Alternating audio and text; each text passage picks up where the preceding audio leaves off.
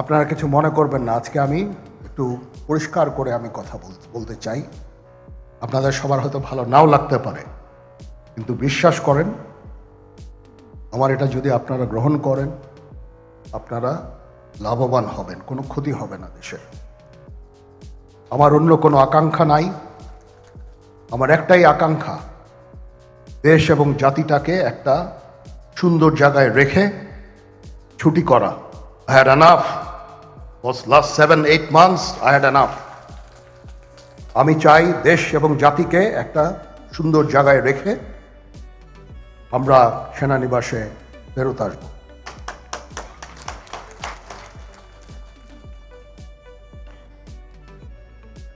আরেকটা জরুরি বিষয় যেটা আমি ভাবলাম যে আপনাদের সাথে আমি শেয়ার করি।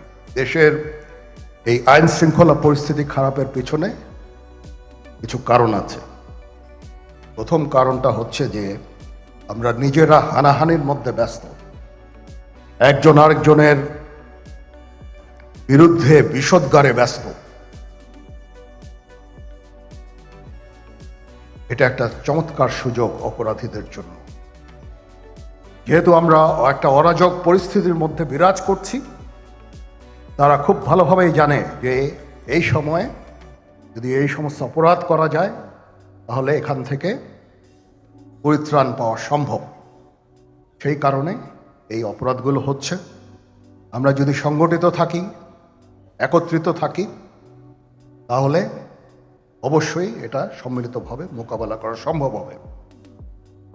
Police, RAB, BGB, DGFI, NSI এগুলো দেশের জন্য অত্যন্ত গুরুত্বপূর্ণ কাজ করেছে অতীতে। খারাপ কাজের সাথে অসংখ্য ভালো কাজ করেছে। আজকে যে দেশের স্থিতিশীলতা, দেশটাকে যে এত বছর স্থিতিশীল রাখা হয়েছে, এটার কারণ হচ্ছে এই সশস্ত্র বাহিনীর বহু সেনা সদস্য, সিভিলিয়ান সবাই মিলে এই অর্গানাইজেশনগুলোকে, অসামরিক, সামরিক সবাই মিলে এই অর্গানাইজেশনগুলোকে এফেক্টিভ রেখেছে। সেই জন্য আজকে সুন্দর, এতদিন ধরে আমরা একটা সুন্দর পরিবেশ পেয়েছি।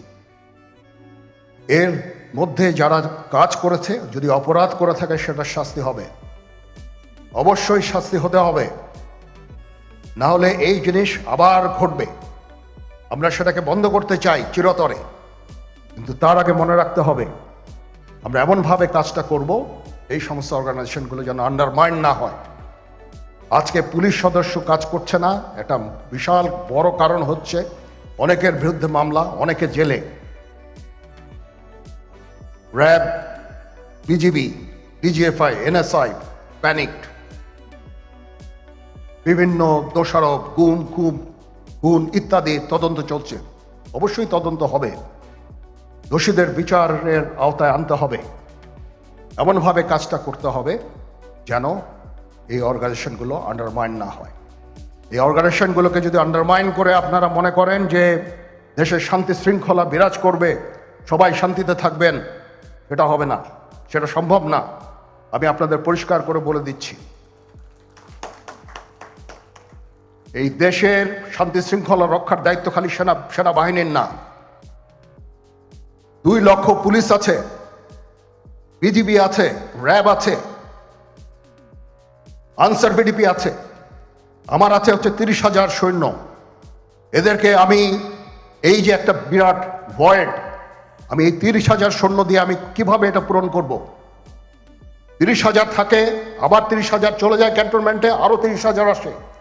এটা দিয়ে আমরা দিন রাত আমরা চেষ্টা করে যাচ্ছি। এখানে যে সমস্ত উচ্ছৃঙ্খল কাজ হয়েছে সেটা আমাদের নিজস্ব তৈরি, এটা আমাদের নিজস্ব ম্যানুফ্যাকচার, আমরা নিজস্ব এইগুলো তৈরি করেছি। এই বিপরীতমুখী কাজ করলে এসে কখনো শান্তি শৃঙ্খলা আসবে না।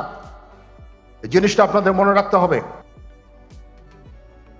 আজকে একটা বেদনা বিধুর দিবস।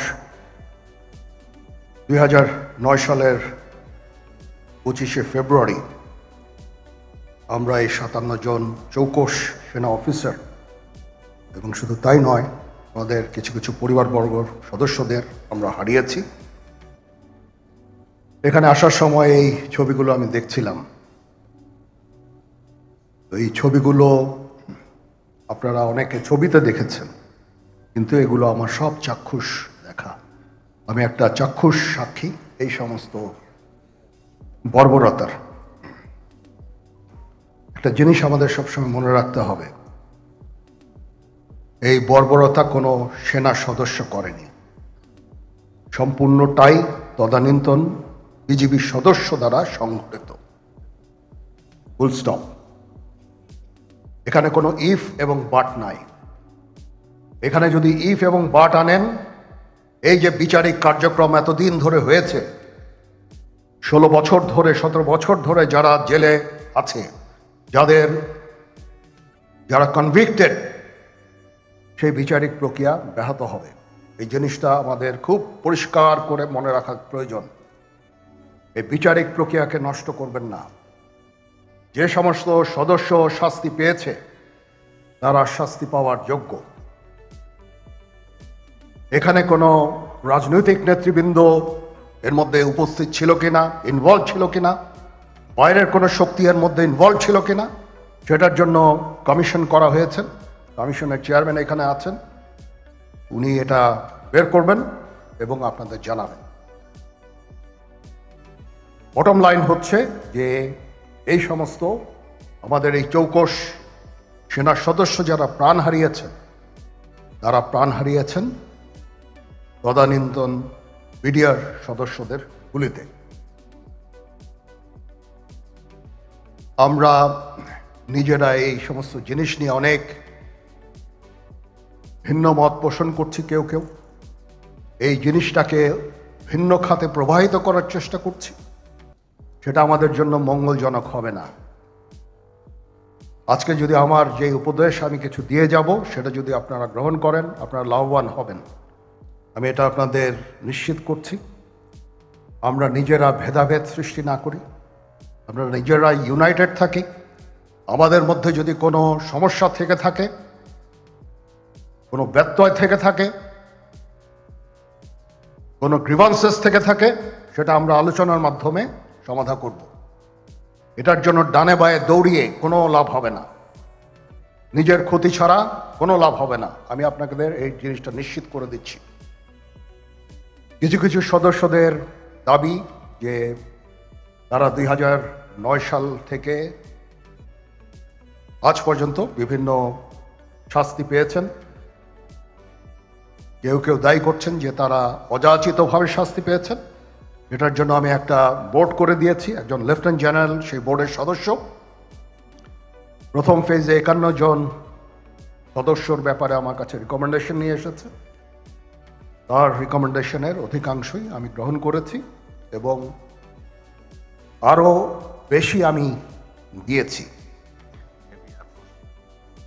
নেভি এয়ারফোর্সও তাদের এই কার্যক্রম চালিয়ে যাচ্ছে। আমার স্ট্যান্ড পয়েন্ট হচ্ছে, যদি কেউ অপরাধ করে থাকে সেটার জন্য কোনো ছাড় হবে না, বিন্দু মাত্র ছাড় নাই।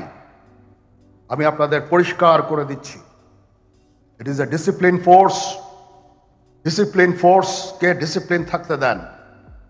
আজকে এই যে দেশের ক্রান্তি লগ্নে সমস্ত বাহিনী, সমস্ত অর্গানাইজেশন বিপর্যস্ত হয়ে পড়েছে। খালি সেনাবাহিনী টিকে আছে, বিমান বাহিনী টিকে আছে, নৌবাহিনী টিকে আছে। কেন? Because of discipline. তারপরেও আমি আমার অফিসারকে আদেশ দিয়েছি, যদি সামান্যতম কোনো সন্দেহের অবকাশ থাকে, কোনো কার বিরুদ্ধে যেই অ্যাকশন নেওয়া হয়েছে, অপরাধী কিনা যদি সামান্য কোনো সন্দেহের অবকাশ থাকে, সেটা তাদের ফেভারে যাবে। এটা হচ্ছে আমার ঢালাও নির্দেশ। সেই হিসাবে বিভিন্ন প্রস্তাব আমার কাছে এসেছে। কোনো কোনো প্রস্তাবে আমি আরও আমার নিজে থেকে যোগ করে আরও বেশি আমি দিয়েছি। এভাবে পর্যায়ক্রমে অফিসাররা অ্যাপিয়ার করবে, আসবে এবং তাদের এই জিনিসগুলো আমরা দেখব। দেখে যদি মনে হয় যে তাদেরকে করার অবকাশ আছে কিছু, অবশ্যই আমরা করব। এটা ন্যায় নীতিতে আমরা প্রতিষ্ঠিত থাকব ইনশাআল্লাহ। আপনারা কিছু মনে করবেন না, আজকে আমি একটু পরিষ্কার করে আমি কথা বলতে চাই। আপনাদের সবার হয়তো ভালো নাও লাগতে পারে, কিন্তু বিশ্বাস করেন, আমার এটা যদি আপনারা গ্রহণ করেন, আপনারা লাভবান হবেন, কোনো ক্ষতি হবে না দেশের। আমার অন্য কোনো আকাঙ্ক্ষা নাই, আমার একটাই আকাঙ্ক্ষা, দেশ এবং জাতিটাকে একটা সুন্দর জায়গায় রেখে ছুটি করা। I had enough. Was last 7-8 months I had enough. আমি চাই দেশ এবং জাতিকে একটা সুন্দর জায়গায় রেখে আমরা সেনানিবাসে ফেরত আসব।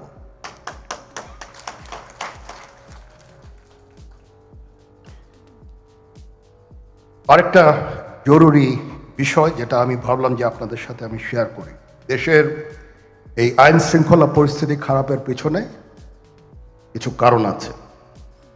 প্রথম কারণটা হচ্ছে যে আমরা নিজেরা হানাহানির মধ্যে ব্যস্ত, একজন আরেকজনের